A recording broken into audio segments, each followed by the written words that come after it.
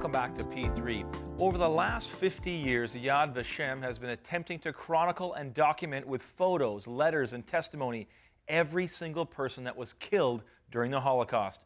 To be in a room with millions of photographs of the faces of exterminated individuals was truly overwhelming for me. Here's part 2 of my interview with the director of the museum's library, Dr. Robert Rosette.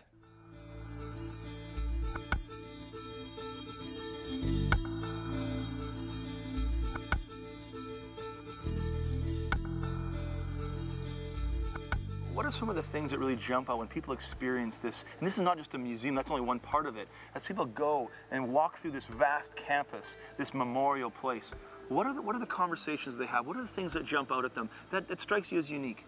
Well, again, I think people are very, very touched by the horror that they see.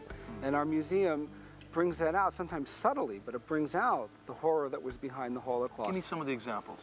When you go through our museum and you see an exhibit, again, one of the hardest things I think we have in the museum that in and of itself isn't so hard to look at until you think about what it means.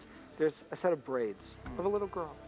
And there's a set of braids of a little girl from Hungary, from Transylvania, who was deported. And before the deportation, her mother cut off the braids because she loved them so much and she wanted to save them. And the mother and daughter were murdered, and the braids are all that's left of the child.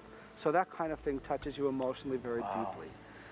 How can men do this to other men? That's what people think about when they come through. On the other hand, we have things in this museum and at Yad Vashem that talk about, again, how people somehow lived through this horrible period. They continued living the culture that was going on, the cultural activities in some of the ghettos, the writing of the diaries that goes on, people trying to write their diaries. Of course, the most famous, the art. There's lots of artwork here from the Holocaust and by survivors, which is actually a documentary about what they went through. So this aspect also, I think, touches people very much when they come through here.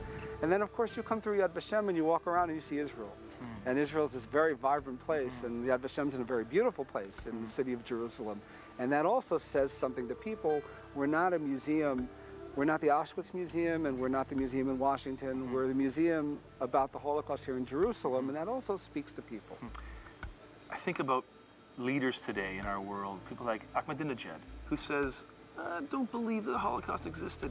How do you respond to a person like that? Well, Ahmadinejad, I think, is somebody that you can't really have a dialogue with, unfortunately, on this. But you can address what he's saying to other people, people who don't necessarily have his views, but might listen to what he says.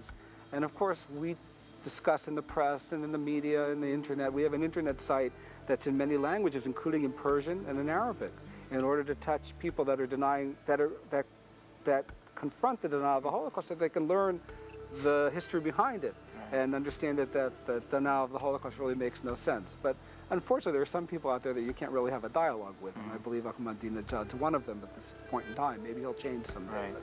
Lastly, what is the lesson you want to leave as people leave this place? What are you trying to leave with them? Well, again, there's so many things you take out of the Holocaust, and ultimately you take out very personal things, because it has to do with who you are and your view of the world.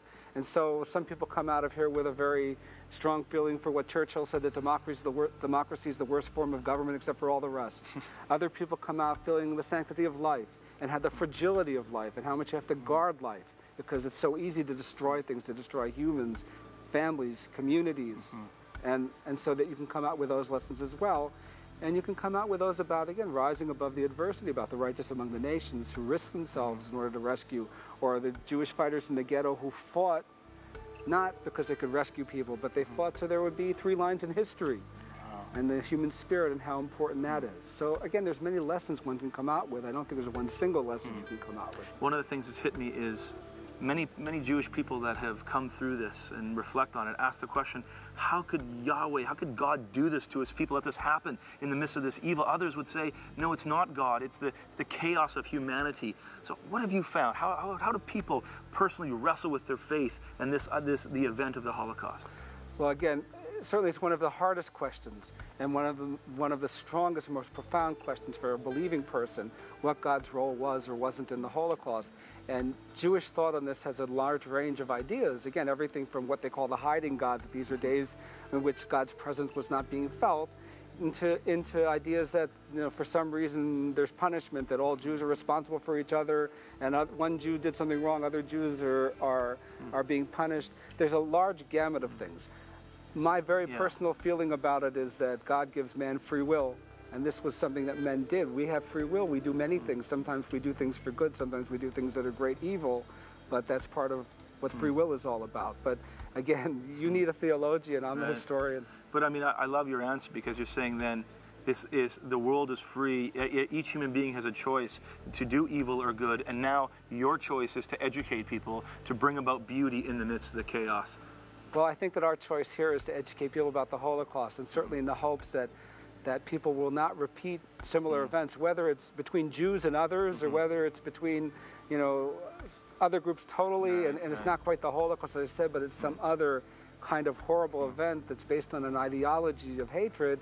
Those are certainly the things that we would hope that people would not accept, and they would learn, again, about sanctity of life. I think it's very basic to what Yad Vashem's all about. Thank you very much. It's an absolute pleasure chatting with you today. Thank you very much. Wish you a good trip here in Israel.